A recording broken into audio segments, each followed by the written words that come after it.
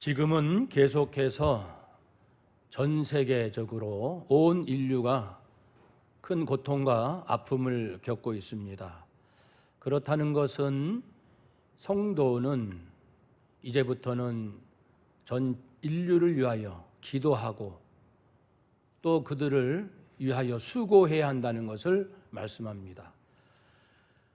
일상에서 전 인류를 위하여 기도할 때 우리는 무엇보다 모든 사람의 구원을 위하여 기도하고 또한 그들이 예수 그리스도의 마음을 품고 살아가도록 기도하고 그리고 일상의 삶에 필요한 것들을 하나님의 도우심으로 채움받기를 위하여 이 세 가지를 놓고 기도할 수 있어야 합니다. 이렇게 힘들고 어려울 때지만 우리가 가장 중요한 것을 역시 놓쳐서는 안 되지요. 그것은 구원 아니겠습니까? 그래서 9월 한 달 동안에 이 구원에 관한 말씀을 집중적으로 나누고자 합니다. 오늘 본문에 니고데모라는 유대 선생, 율법에 정통한 자가 등장합니다. 그가 밤에 예수님을 찾아와서 소문도 들었고 혹 그도 보았을 수 있는데 하나님께서 보내신 자가 아니면 할 수 없는 놀라운 표적들, 많은 능력 행하시는 것을 보고 어떻게 그러실 수가 있는지 놀라며 얘기를 하죠.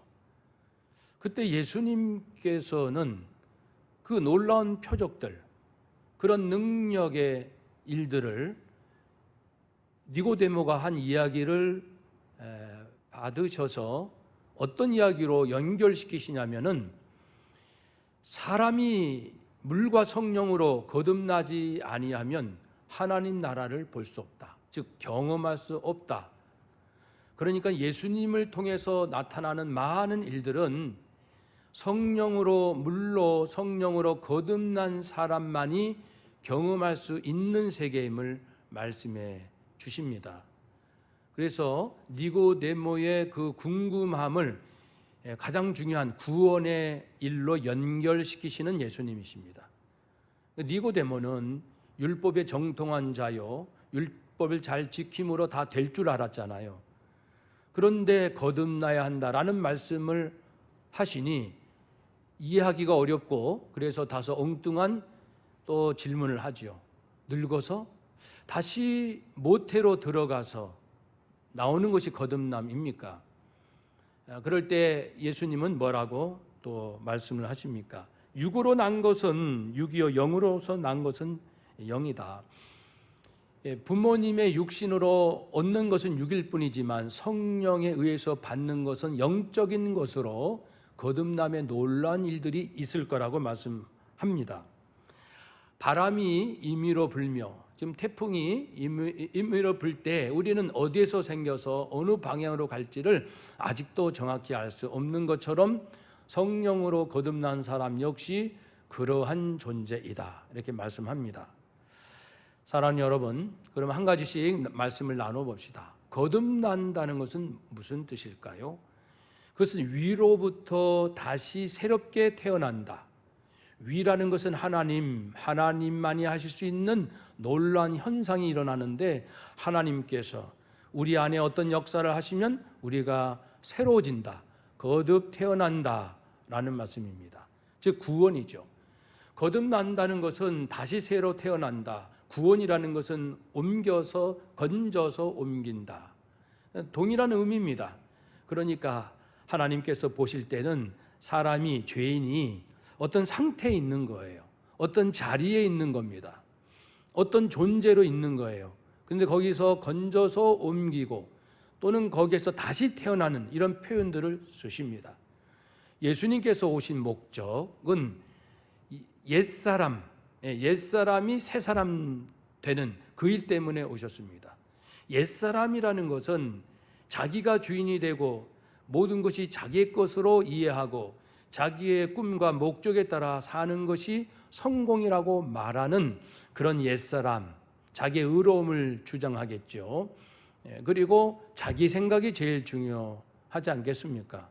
이러한 옛사람이 변화되어 새로운 사람, 즉 하나님이 내 인생의 주인이 되시고 하나님이 내 인생의 목적이 되시며 하나님의 성품, 공의와 사랑으로 살아가는 새로운 사람으로 변화되는 것, 그것이 거듭났다, 구원받았다, 이렇게 말씀을 합니다. 사랑하는 여러분, 이러한 그 새로운 존재는 또 어떤 존재일까요? 하나님을 경외할 줄 알고 내가 하나님 앞에 얼마나 큰 죄인이며 내 속 깊은 곳에 죄된 본성이 있는지를 깨닫고 하나님만 온전히 의지하며 하나님의 뜻을 따르고 하나님의 나라 안에서 살기 위해서는 포기할 것은 포기하겠습니다. 이런 사람이 거듭난 사람입니다. 옛사람이 가졌던 그러한 모든 욕망과 거짓된 탐심을 여전히 가지면서도 나는 구원받았다, 그거는 아닙니다. 새로운 존재라는 것은 이제 새로운 인생의 주인을 모시고 새로운 목적을 가졌으니 방법도 새로워지는 것이에요. 그래서 예전에 했던 것을 끊어버리는, 포기할 것은 포기하는 그런 자가 새로운 존재입니다. 그런데 천국의 비유에서도 우리가 살핀 것처럼 예수님을 믿노라 하지만 알곡과 가라지가 교회 안에 함께 있습니다. 전 세계에 함께 있습니다. 누가 물어보면 나는 그리스도인이요 크리스천이라고 말하는 사람 중에도 알곡 신자가 있고 가라지 신자가 있습니다. 거짓된 신자가 있습니다. 이것이 예수님 재림할 때까지 함께 어울려 있어요. 섞여 있어요. 우리는 참 알 수가 없습니다. 이것을 경고해 주신 것처럼 우리 이 시대 이후에 우리는 정말 알곡과 가라지가 함께 있다는 걸 깨닫고 나는 정말 알곡 신자인가 가라지 신자인가를 늘 살필 수 있는 그러한 깨어있는 우리들이 되어야 할 것입니다. 이제 물과 성령으로 거듭나야 할 것을 말씀했습니다. 물로 거듭나야 한다. 두 가지 의미가 있어요. 물은 죄를 씻는, 즉 죄로부터 정결케 되는 것, 또는 물로 세례를 받는 것, 두 가지 의미가 있는데 사실은 또 한 가지죠. 왜냐하면 세례를 받는다, 세례 받을 때는 하나님을, 예수님을 인정하고 내 죄인됨을 고백하고 예수님께서 나를 위하여 하신 그 놀라운 구원의 역사를 믿고 주님을 영접하지 않습니까? 그러므로 세례받기 이전에 이미 예수님을 영접한 것이요, 세례받기 이전에 이미 죄사함을 받은 자 아닙니까? 그리고서 세례를 받잖아요. 사도행전 8장 10장에 있는 것처럼 에디오피아 넷이랄지 고넬료와 그의 친구들이랄지, 그래서 성령의 도우심으로 예수님을 믿고 자신의 죄를 고백하고 그리고서 세례받지 않습니까? 그러므로 물로 거듭난다는 말은 사실은 성령으로 거듭난다는 말씀과 깊이 들어가면 동일합니다. 그러므로 우리는 성령으로 거듭난다라는 말씀에 초점을 맞출 필요가 있습니다. 성령으로 거듭난다. 거듭난다는 것은 옛사람이 버려지고 새 사람으로 다시 태어나는 것인데 성령의 도움으로 가능하다. 그런 의미로 성령으로 거듭난다 라는 말씀입니다. 우리가 스스로의 그 도를 닦고 고행을 통해서 내가 새 사람 되는 것이 아니고 성경은 분명히 성령의 도우심으로만, 그리고 예수님께서 하신 그 은혜와 능력을 덧입음으로써 의롭게 되는, 성령의 도우심으로 의롭게 되는, 성령으로 거듭나는 일을 말씀해 주십니다. 말씀드린 대로 우리가 새 사람이 되기 이전에는 옛 사람이었습니다. 옛 습관, 구습, 옛 사고방식, 옛 가치관, 옛 자랑, 옛 목표, 이런 것을 다 버린 자가 새 사람 아닙니까? 이 성령으로 거듭남에 대한 말씀을 잘 이해하기 위해서는 로마서 8장 전반부를 이해해야 합니다. 거기에 잘 설명되어 있기 때문에 그렇습니다. 로마서 8장 3절 말씀을 보면 우리가 율법을 잘 알았다, 하나님은 우리 보고 살인하지 말라 하셨어. 간음하지 말라, 도둑질하지 말라, 거짓 증거하지 말라, 이웃의 것을 탐하지 말라 말씀하셨어. 나는 그것을 온전히 지킴으로 영원한 생명 얻을 수 있어. 이렇게 지식적으로 이해한다고 해서 우리가 살인하지 않나요? 미움까지 포함됩니다. 간음하지 않나요? 음란한 마음까지 포함됩니다. 부모를 공경하나요? 그걸 알고 있다고 행함으로 실천이 되나요? 되지 않을 뿐더러 되려고 하지도 않는 것이 인간의 본성입니다. 스스로 율법을 지켜보겠나라 힘쓰면 힘쓸수록 그렇게 하지 못하는 내 안에 두 마음이 싸우는 거예요. 괴롭습니다. 로마서 7장 24절에 있는 것처럼 오라 나는 곤고한 자로다. 하려고 하면 할수록 되지 않는 이 괴로움이 있음을 고백하는 거죠. 그래서 4절에 하나님께서는 새로운 방법을 준비하셨는데 그것은 바로 예수 그리스도. 죄가 없으신 그분이 오셔서 죄인들의 그 죄값을 다 치르시는데, 예수님의 독특하신 부분은 예수님은 율법이 요구하는 것, 아까 말씀대로 뭐 하지 마라, 하지 마라, 해라 이것을 100% 완전히 이루신 분은 예수님 한 분이십니다. 율법의 요구를 온전히 성취하신 분입니다. 그래서 예수님은 율법을 완성하러 오셨다는 표현을 씁니다. 온전케 하셨다는 것은 율법이 요구하는, 즉 하나님의 뜻이잖아요. 율법은 하나님께서 인생들에게, 우리들에게 주신 그 말씀을 100% 완전히 이루신 분은 오직 예수 그리스도밖에는 없습니다. 그런데 재미있는 표현은 사랑은 율법의 완성이라, 즉 율법의 핵심은 하나님 사랑, 이웃 사랑 아닙니까? 그런데 누가 하나님을 온전히 사랑하나요? 누가 이웃을 온전히 사랑하나요? 우리는 사랑할 수 없어서 수없는 죄를 범하지 않습니까? 진짜 사랑만 있다면 죄를 범하지 않는다는 말씀 아닙니까? 예수님밖에 없습니다. 그래서 예수님께서는 완전히 하나님을 사랑하시고 완전히 이웃을 사랑하심으로 이 사랑으로 율법을 성취하셨습니다. 그러한 거룩하신 예수님 그분만이 여전히 죄와 허물, 저주와 사망 아래 죽고 종로로 타는 인생들을 건지실 수 있는, 즉 자신이 대신 죄값을 치름으로 죄인들을 용서하시고 건져내시는 일을 할 수 있는 유일한 중보자, 유일한 희생제물은 오직 사랑으로 율법을, 즉 이웃사랑, 하나님 사랑을 완성시키신 그 예수님만이 그러한 희생의 제물이 될 수 있습니다. 그런데 놀라운 것은 예수님께서 죽으심으로 죄 때문에 내가 죽을 것을 대신 죽으셨으니 죄의 세력이 나에 대해서 이제는 이러쿵저러쿵 할 수 없잖아요. 이미 우리는 이제 정죄에서 벗어났으니까. 왜냐하면 예수님께서 이미 내가 치를 죄값을 가져가셨으니까 죄의 세력이 우리를 정죄하지 못합니다. 하나님께서도 정죄하지 않으십니다. 그러니까 예수님이 죽으심으로 나를 죽음으로 끌고 간 죄의 세력이 무력하게 됐지 않습니까? 그리고 예수님께서 다시 부활하심으로, 다시 살아나심으로 죄값은 사망인데 이제는 죽음의 세력마저, 사망의 세력마저 멸하시게 됩니다. 그래서 부활하심으로 죽음으로 끝나는 것이 아니라 예수 피값으로 구원받은 자는 다시 살아난다는 겁니다. 부활, 영원한 생명을 얻을 수 있으니 죽음의 세력이 찍소리도 못하고 이제 우리 곁에서 떠나게 됩니다. 그래서 우리는 이 사망의 세력으로부터 해방됩니다. 죽음의 세력으로부터, 사망의 세력으로부터 다 해방이 되는 거지요. 예수님이 죽으심으로 죽음의 세력이 우리를 정죄하지 못하고 예수님 부활하셨기 때문에 사망의 세력이 우리를 위협하지 못합니다.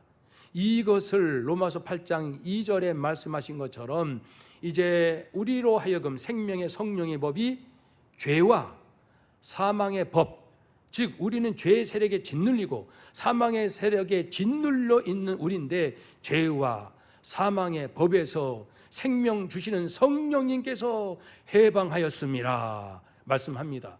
그러므로 성령으로 거듭나야만이, 성령의 도우심으로만이 예수님께서 나의 죄 문제, 나의 죽음 문제를 해결하시기 위하여 죽으시고 부활하신 이 놀라운 예수님이 하신 일을 믿어야 되지 않습니까?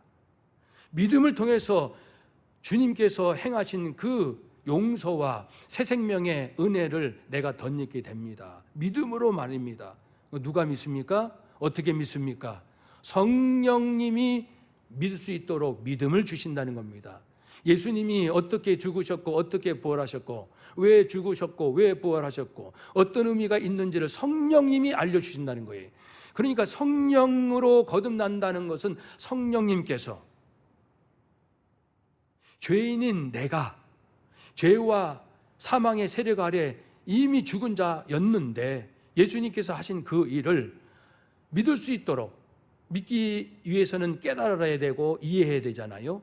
예수님의 죽으심과 부활하심을 이해하고 깨닫고 곰곰이 생각해 볼 때 맞다. 그런 뜻이구나. 그런 의미였구나. 그렇다면 나는 예수님을 믿고 싶어요. 예수님의 죽으심은 나의 죄 사함을 위하여, 예수님의 부활하심은 내가 새 생명을 얻기 위하여, 죽음의 세력에서 벗어나기 위하여. 그런 뜻이구나. 하나님, 알겠습니다. 그런 뜻이군요. 그러면 예수님이 나를 위하여 죽으시고 나를 위하여 부활하신 것을 그 의미를 깨닫고 믿겠습니다. 믿습니다. 저는 예수님이 나의 주님으로 믿습니다. 나의 그리스도로 믿습니다.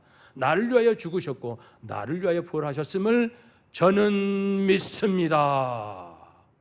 이렇게 믿을 수 있게 해주신 것은 성령님 아니십니까? 그래서 성령으로 거듭났다는 것은 성령님께서 예수님에 대한 올바른 믿음을 갖도록 도와주셨다. 그래서 그걸 믿음으로 하나님의 약속 따라 내가 믿으면 구원해 주신다고 약속해 주셨으니 성령의 도우심으로 예수님께서 하신 일을 믿음으로 하나님께서 구원, 너는 이제 의롭다 하리라, 이렇게 하나님이 해주신다는 겁니다.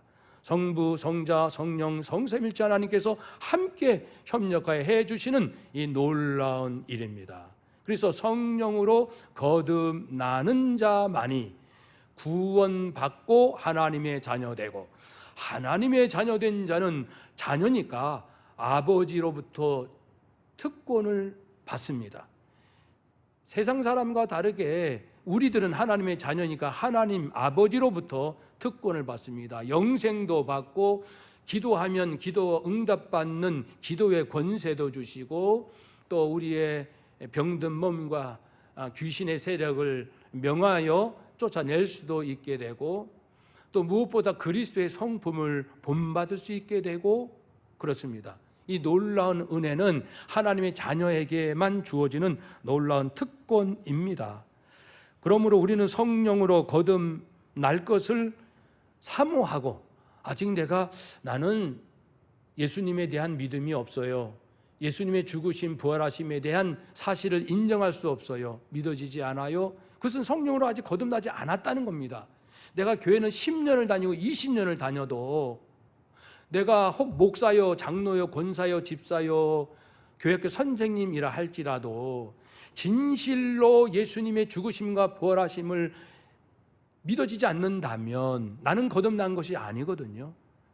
그러면 어떻게 되겠습니까? 구원이 이루어질 수 없는 것이죠. 주님 재림하실 때 죄값으로 내가 영원한 멸망을 당할 수밖에 없으니 내가 거듭나지 않았다는 사실을 깨닫고 간구해야 되겠습니다. 성령으로 거듭난다는 것은 그런데 참 어려운 문제예요. 바람이 이게 어디서 왔다가 어디로 가는지 우리가 정확히 알 수 없는 것처럼 성령으로 거듭났다는 것을 이게 자로 잴 수가 없어요. 누가 점수 매길 수도 없는 노릇입니다. 그래서 성령으로 내가 거듭나는 것이 어느 순간 어느 사건을 통해서 나도 모르게 이루어질 수도 있는 거예요. 찬송가, 우리 나 같은 죄인 살리신 그 저자, 그 작사가 존 뉴턴의 얘기를 한 번쯤은 들었을 것입니다.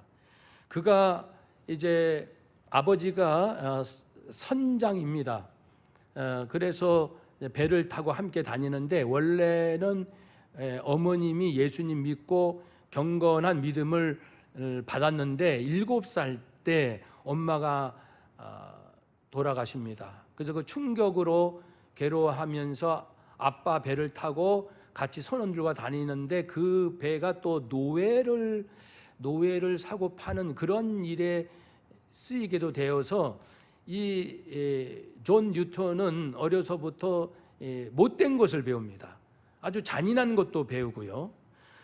그러다가 1748년 3월 1일 날 배 안에서 그 유명한 토마스 아 캠피스라는 분이 계십니다. 그분의 유명한 책이 있습니다. 그리스도를 본받아.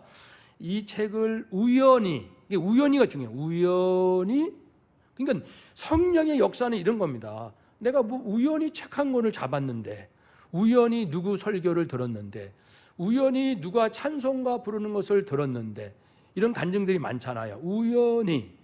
성령의 역사는 어디서 언제 시작되는지 모른다는 겁니다. 내가 우연히 그 책을 들고 그리고 읽는 중에 내가 의도하지도 않았는데, 원하지도 않았는데 그 어릴 적 들었던 어머님의 찬송 소리, 어머님의 기도 소리가 들려지는 거예요. 그게 떠오르는 거죠. 그 생생하게 막 들려지는 거예요. 어머님의 찬송 소리가 귓전에 울리는 거예요. 성령님의 역사가 그렇게 되는 거죠. 거기에서 그는 무릎을 꿇고 하나님 앞에 회개하고 큰 변화를 겪게 됩니다. 삶을 정리합니다. 그래서 이제는 목사의 길을 가게 됩니다. 목사 된 지 29년째 1779년 그 찬송가를 작사하게 됩니다. 어메이징 그레이스죠. 가사는 이렇습니다. 나 같은 죄인 살리신 주 은혜 놀라와 잃었던 생명 찾았고 광명을 얻었네. 큰 죄악에서 건지신 주 은혜 고마워. 나 처음 믿은 그 시간 귀하고 귀하다. 이제껏 내가 산 것도 주님의 은혜라. 또 나를 장차 본향에 인도해 주시리. 거기서 우리 영원히 주님의 은혜로 해처럼 밝게 살면서 주님 찬양하리라. 사랑하는 여러분, 이렇게 성령님의 역사는 언제 어떻게 역사할지 모릅니다. 그렇지만은 경험은 돼요. 변화로서. 이전에 악한 존 뉴턴이 새로운 사람으로 변화된 것을 볼 때, 아하, 성령님이 함께 하시는구나, 성령으로 거듭났구나라는 것을 우리는 알게 됩니다. 1904년 영국 웨일즈 판사들의 아주 놀라운 일들, 그들이 예수님을 믿음으로 이 도시민들이요, 시민들이 예수님을 제대로 믿어요. 제대로 성령으로 거듭납니다. 제대로 믿게 됩니다. 그러니까 그들은 강간하지 않아요. 횡령하지 않습니다. 착복하지 않아요. 강도짓을 살인하지 않습니다. 그리고 상스러운 말을 안 합니다. 왜냐하면 예수 믿고 변화됐기 때문에. 그런 걸 볼 때 이 웨일즈의 성령으로 거듭나는 역사가 일어났구나 라는 것을 알 수 있지 않습니까? 음주가 절반으로 줍니다. 사생아 출산율도 44%로 하락합니다. 광부들도 말을 너무너무 험악하게 하는데 예수 믿고 성령으로 거듭나 변화되더니 말하는 게 달라지는 거예요. 이제 내 안에 성령님이 계시면 사랑, 희락, 화평, 온유, 오래 참음, 이런 말을 하게 되잖아요. 인내할 줄 알고 이해해주고 배려하고 온유한 말을 하게 됩니다. 그러니까 재미있는 이야기는 맨날 거친 말로, 상스러운 말로 그 조랑말을 이제 부리잖아요. 우리도 보면 앉아 하면 앉고, 일어서 하면 일어서잖아요. 지금 어느 정도 동물들도 반복하여 훈련 받으면 말을 알아듣잖아요. 그런데 못 알아듣는 거예요, 조랑말들이. 왜요? 이전에 쓰던 상스러운 말로 말하지 않고 부드러운 온유한 말로 하니까 말들이 알아듣지 못할 정도였다, 그겁니다.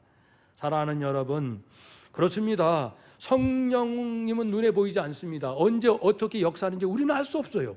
그러나 우리 안에서 역사할 때 내 인생의 주인은 하나님이십니다. 내 인생의 목적은 하나님이시라고요. 그리고 나는 공의롭게 삽니다. 사랑하며 삽니다. 이렇게 변화된 모습을 볼 때, 아하, 저 사람은 성령으로 거듭났구나 라는 것을 알 수 있습니다. 여러분, 내가 예수님을 믿노라, 몇십 년 믿었노라, 권사요 장로라 하면서도 여전히 내 인생의 목적이 나요, 내 영광, 출세, 내 꿈을 이루는 것이라면은 글쎄요, 성령으로 거듭났을까요?